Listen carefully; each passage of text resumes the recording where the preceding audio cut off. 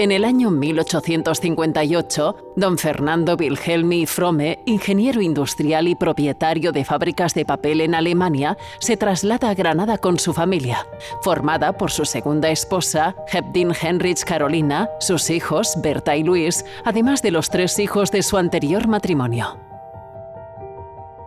Anteriormente, en 1855, junto con don Luis Lemé, había constituido la Sociedad Fabril Wilhelmi y Lemé, que contaría con las fábricas de papel de Chimeneas Altas, Dudar, en el Blanqueo, Pinos Genil y en el Paseo del Salón, Granada, además de numerosas explotaciones agrícolas y una pequeña central eléctrica en el Blanqueo. Propiedades y sociedad que heredaría y dirigiría Berta tras el fallecimiento de ambos. La familia inicialmente vivió en el Carmen de Peñapartita, cerca de la Alhambra, hasta su traslado a la casa del Paseo del Salón. Y pasan sus periodos estivales en la casa familiar ubicada en la fábrica del Blanqueo de Pinos Genil. Berta Wilhelmi recibe una educación totalmente germánica, estudiando en un internado en Suiza hasta los 12 años y posteriormente en su casa con institutrices alemanas. Domina 4 idiomas, tiene conocimientos de ciencia, literatura y otras muchas disciplinas.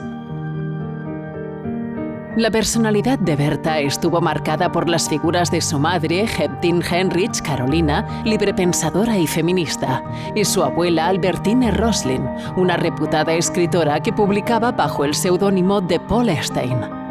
Sin duda, el entorno familiar de Berta era muy progresista, liberal y atípico para la época.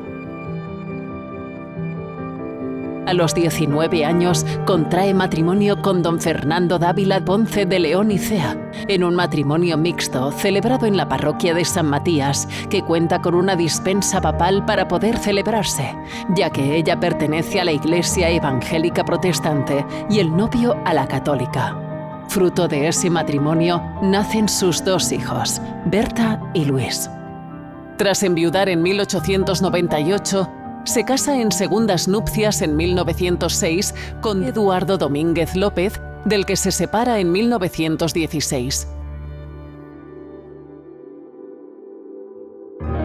El impacto de Berta en la sociedad granadina se deja notar sobre todo por su avanzado pensamiento feminista y su labor pedagógica y filantrópica. En el año 1892, en Madrid, en el Congreso Pedagógico Hispanoamericano-Portugués, defendió una ponencia titulada La aptitud de la mujer para todas las profesiones, donde su avanzada visión en cuanto a la igualdad de géneros es constatada con el reconocimiento público que hizo doña Emilia Pardo Bazán. Berta fue pionera de la aplicación de los métodos de enseñanza primaria, dirigiendo la primera colonia escolar granadina en Almuñécar en 1890, que a su vez fueron las primeras colonias mixtas de toda España. También era habitual su presencia entre los círculos intelectuales de la época, reflejada incluso en su colaboración con el primer Festival de Cant de Hondo, celebrado en 1922, que contaba entre sus organizadores con Federico García Lorca.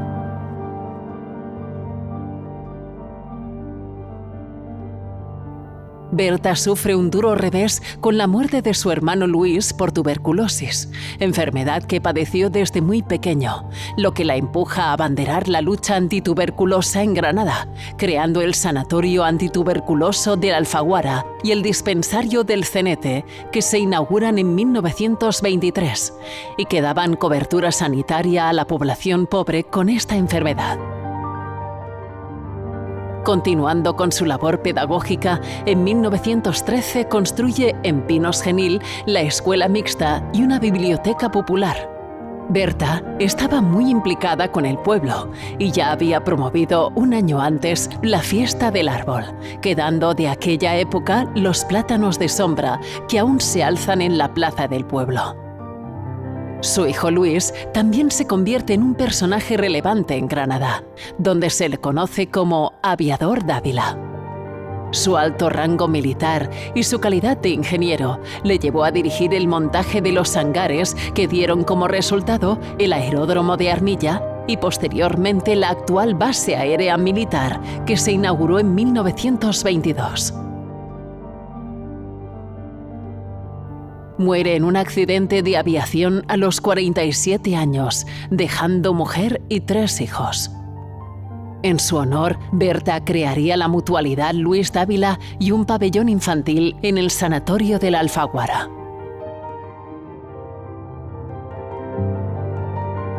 Como dato casi desconocido, añadir que Berta introduce la apicultura movilista en Granada, hecho que le granjeó formar parte de la Real Sociedad Económica Amigos del País de Granada por méritos propios, y cuya importancia se recoge en el Museo de la Miel de Lanjarón.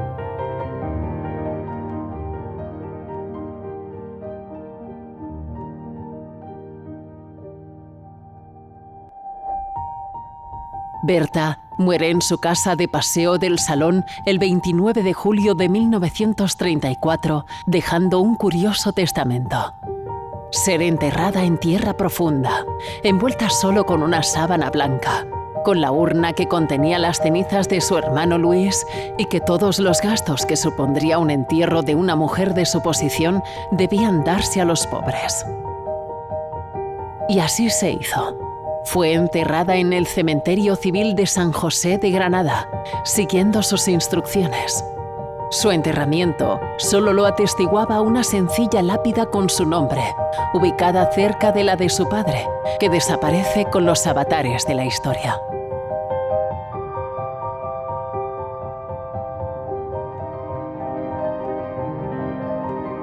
La admirable vida de Berta Wilhelmi y las huellas de su gran legado pueden verse en detalle en el Centro de Interpretación Tranvía de la Sierra, en Pinos Genil, un lugar que pretende rescatarla del olvido honrando su memoria.